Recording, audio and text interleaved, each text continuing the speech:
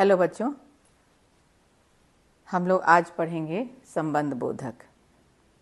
इसके पहले हम लोग पढ़ चुके हैं क्रिया विशेषण। क्रिया विशेषण के 4 भेद पढ़ चुके हैं, 4 प्रकार के होते हैं। आज हम लोग पढ़ेंगे संबंध बोधक, अव्यय का दूसरा भेद संबंध बोधक। देखिए, जो शब्द संज्ञा या सर्वनाम के साथ लगकर उनका संबंध वाक्य के अन्य शब्दों के साथ बताते हैं उन्हें संबंध बोधक कहते हैं, है ना। जो शब्द संज्ञा या सर्वनाम के साथ लगकर उनका संबंध वाक्य के अन्य शब्दों के साथ बताते हैं उन्हें संबंध बोधक कहते हैं। जैसे मेरे घर के पास एक सुंदर बगीचा है, यह सेब दादी के लिए है, मेरे विद्यालय के सामने खेल का मैदान है। के पास, के लिए, के सामने सभी संबंध बोधक शब्द हैं बच्चों, क्योंकि ये संज्ञा या सर्वनाम शब्दों के साथ लगकर जुड़कर उनका संबंध वाक्य के अन्य शब्दों के साथ बता रहे हैं। जैसे मेरे घर के पास एक सुंदर बगीचा है, के पास जो है वो ये घर क्या है, संज्ञा है कि एक सुंदर बगीचा है ना। मेरे घर के पास एक सुंदर बगीचा है, के पास जो है वो संबंध बता रहे हैं, वाक्य के अन्य शब्दों के साथ संबंध बतला रहे हैं।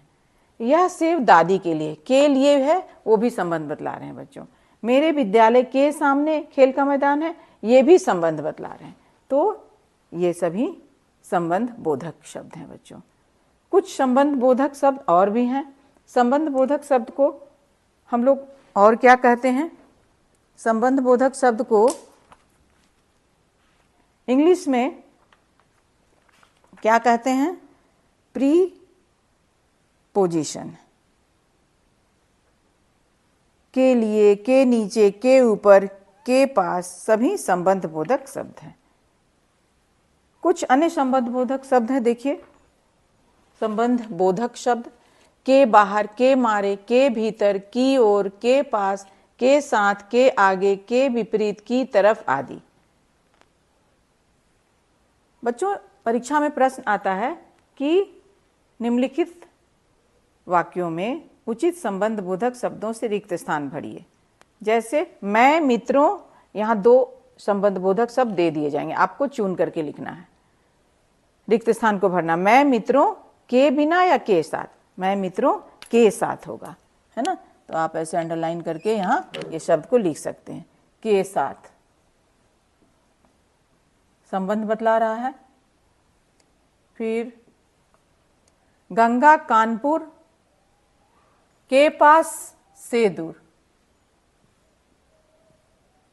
आप चुनेंगे के पास, है ना, और यहाँ लिख करके रेखांकित करेंगे के पास, संबंध बोधक शब्द है। इस तरह से बच्चों बहुत सारे प्रश्न आते हैं, आप उनमें चुन करके अगर संबंध बोधक समझ जाइएगा तो आप कर सकते हैं। जैसे मनुष्य को चींटी, उसके बाद डैश है, जगह खाली है, मेहनत करनी चाहिए। की तरफ, की तरह, की तरह होगा, ठीक है।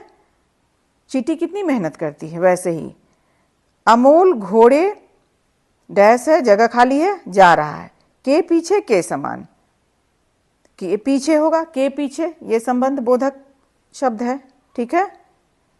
अब निम्नलिखित वाक्यों में संबंध बोधक शब्द रेखांकित कीजिए। अचानक तेज बारिश होने पर सब घरों के अंदर घुस गए, है ना। इस तरह के वाक्य दे दिए जाएंगे जिसमें संबंध बोधक रहेगा और आपको उसको अंडरलाइन करना, रेखांकित करना है। प्रातःकाल पूर्व दिशा की ओर मुंह करके सूर्य नमस्कार करना चाहिए, है ना। तो पहला वाक्य जो है, अचानक तेज बारिश होने पर सब घरों के अंदर घुस गए, के अंदर हो जाएगा संबंध बोधक, तो आप उसको रेखांकित करेंगे। प्रातःकाल पूर्व, प्रातःकाल पूर्व दिशा की ओर मुंह करके सूर्य नमस्कार करना चाहिए, की ओर होगा, है ना।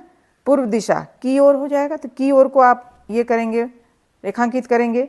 आइसक्रीम देखकर बच्चे खुशी के मारे उछल पड़े, तो के मारे जो है वो संबंध बता रहा है ना।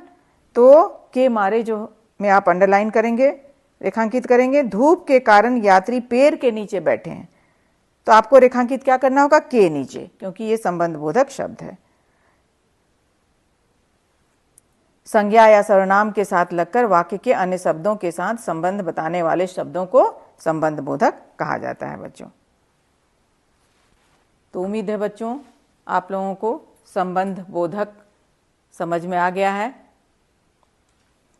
उम्मीद है बच्चों आप लोगों को संबंध बोधक समझ में आ गया है ना। और ये संज्ञा या सर्वनाम के साथ लगकर उनका संबंध वाक्य के अन्य शब्दों के साथ बताते हैं।